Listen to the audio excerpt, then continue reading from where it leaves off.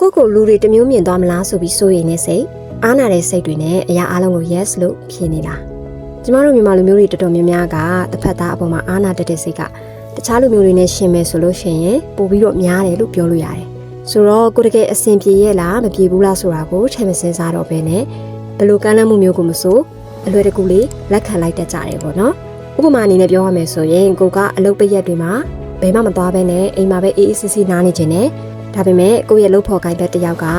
သူနဲ့အတူအပြင်လိုက်ပေးဖို့အတွက်ပြောလာတယ်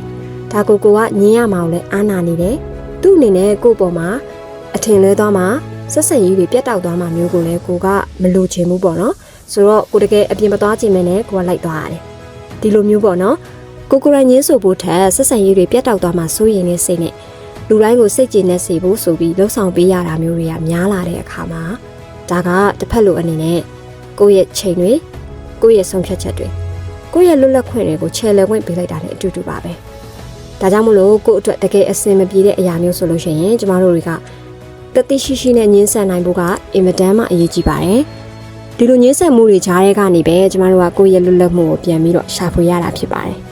ဆက်ဆံရေးတွေတိုင်းမှာတစ်ဖက်လိုအနေနဲ့ကိုယ့်ရဲ့လွတ်လပ်မှုတွေကိုမချဲ့လဲစေနိုင်ဖို့ဆိုရင် self boundary လို့ခေါ်တဲ့ကိုယ်ပိုင်စည်းကမ်းတွေကိုချမှတ်ထားဖို့လိုအပ်ပါတယ်ဆိုတော့ဒီလိုစည်းကမ်းတွေကိုဘယ်လိုမျိုးချမှတ်တင်လဲဆိုတဲ့အကြောင်းအရာနဲ့ပတ်သက်တဲ့စာအုပ်တွေကလည်းများစွာရှိပါတယ်အဲ့ဒီအထက်ကမှရှုံးကဒီနေ့မှာပေါ့နော်နားဆင်နေတဲ့သူတွေအားလုံးအတွက်စာအုပ်အနည်းငယ်ကိုညွှန်ပေးလိုက်ချင်ပါတယ်ပထမဆုံးစာအုပ်ကတော့ဆီယာမဟီမာကျော်ရေးသားထားတဲ့ Personal Boundaries ကိုယ်ပိုင်စီကိုယ်ပိုင်လွတ်လပ်မှုဆိုတဲ့စာအုပ်ဖြစ်ပါတယ်ဒုတိယစာအုပ်ကတော့စာရေးသူ Joseph Nguyen ရေးသားထားတဲ့ Boundaries Equal to Freedom ဒီစာအုပ်ကိုဆရာစောဒေးဗစ်ကစီးညီမျှခြင်းလွတ်လပ်မှုဆိုတဲ့ title နဲ့ဘာသာပြန်ထားတာရှိပါတယ်နောက်ဆုံးစာအုပ်လေးကတော့စာရေးသူ Damon Zahariadeh ရေးသားထားတဲ့ The Art of Saying No ဆိုတဲ့စာအုပ်လေးဖြစ်ပါတယ်ဒီစာအုပ်ကိုလည်းဆရာမထက်မြတ်နိုင်စင်ကနေပြီးတော့ညင်းဆိုခြင်းအတတ်ပညာဆိုတဲ့ title လေးနဲ့ဘာသာပြန်ဆိုထားပါတယ်ဒီနေ့ရှုံးပြောပြပေးသွားတဲ့အကြောင်းအရာလေးကိုစိတ်ဝင်စားလို့ပဲဖြစ်ဖြစ်ကိုယ်တိုင်ကလည်းကိုယ့်ရဲ့ဘဝမှာ boundary တွေချမှတ်ဖို့လိုအပ်နေတယ်ညင်းဆိုတတ်ဖို့လိုအပ်နေတယ်လို့ခံစားနေရတယ်ဆိုရင်ပေါ့နော်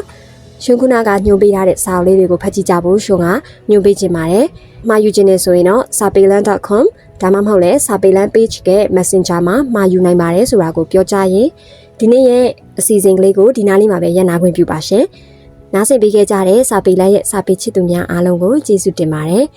နောက်ထပ်အစီအစဉ်တွေမှာလည်းပြန်လည်ဆုံတွေ့ကြပါမယ်အားလုံးပဲတာယာသောနေ့ရက်လေးတွေပိုင်ဆိုင်နိုင်ကြပါစေရှင်